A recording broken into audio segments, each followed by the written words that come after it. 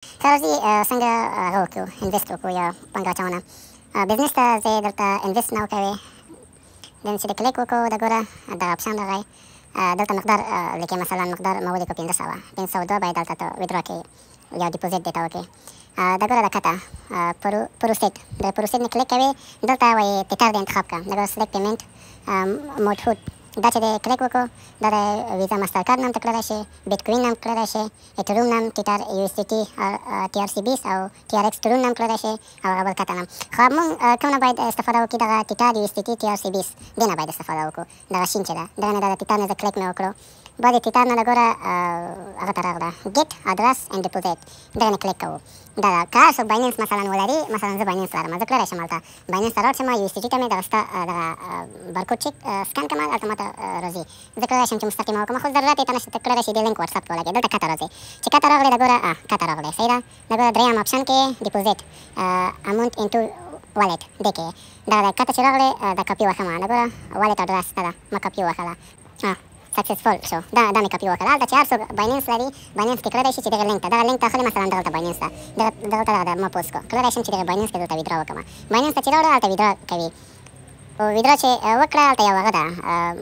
ویدرا چې کمپلیټ شوله د ګوره دغه شکل ده ټي ایکس آی ډي ټیکس آی ډي یو نمبر لري چې هغه نمبر کاپي کوي دلته یې وښي او هغه د ویدرا پیسې دی چې څومره ویدرا دې کړي دی نو د پیسې اسکرین شاټ اخلي اسکرین شاټ اخلي دغلته چوز فایل دلته چوز فایل وښي دلته اپلوډوي او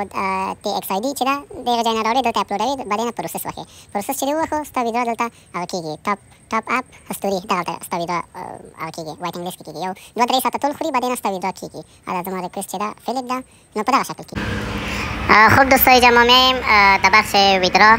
چون ما قبلا ویدرا کردم فعلا یو اس تی نداره و ما به خاطر تمرین را کسانی که یاد نداره به خاطر از او ویدیو را ساختم در بخش یو اس تی میم یعنی ما در بخش یو اس تی هستم یو اس تی مدام آپشن آخر است تتر روی ازی ما کلیک میکنم روی ازی که ما کلیک کردم اینجا یکی دیپوزیت است یکی ویدرا است خود ما ویدرا را کلیک میکنم یعنی بالایش میزنیم کریپتو نتورک روی ازی که ما کلیک کردیم اینی آپشن میاد زمانی که این آپشن آمد اما جای آدرس اینجا فرض که ما آدرس زینوس خودم میتیم بعد از این نتورک انتخاب میکنیم خب اینجا آپشن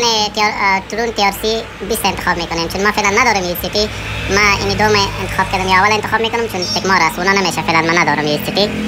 انا روی یکش کلیک کردم اینجا اما مقدار ویدرا را کلیک میکنیم فرض کنیم باید 52 باشه 52 را کلیک کردیم بعد از او روی ویدرا کلیک میکنیم از ما آپشنم خاموش است به خاطر که ما ندارم یو اس تی خب اینا روی ازی که کلیک کردین این تو یک آپشن میاد خب اینی تو یک آپشن میاد زمانی که ویدرا کردین اینی تو یک آپشن میاد پولی که ارسال کردیم ما یو اس تی ما فرض که اینی 53 را ارسال کردیم به این شکل شما میتونین که تازه ویدرا کنین بعدش روی همی 53 کلیک میکنیم این تو یک صفحه میاد اول همی اسکرین شات همی صفحه میگیریم چون بالا کامپلیتد نوشته است اسکرین شات همی صفحه میگیریم و طرف چپ سعی کنین آپشن سی تی ایکس آی دی و این بغل ترانسفر اپ دکی نوشته است این را کلیک میکنیم این را کپی میکنیم میریم به زینوس و حالا به زینوس آمدیم اینجا تی ایکس آی دی خود اپلود میکنیم ما پست زدم و را کپی کرده بودم و چوز فایل ما کلیک میکنم اینجا اما اسکرین شات که قبلا براتون گفتم اون رو اپلود میکنم اینی را باید اپلود شود چون بالا ببین نوشته است کامپلیتد 53 اینا که اپلود کردم اینا اپلود شد پروسس که من کلیک کنم دیگه پولم میاد به اکانتم از اونجا خب ویدرا کرده اما ما از اینجا سیستمش آماده نکرده بودم یعنی تی ایکس آی دی خود اد نکرده بودم اسکرین شات اد نکرده بودم پولم تا هنوز نآمده بود یعنی پروسس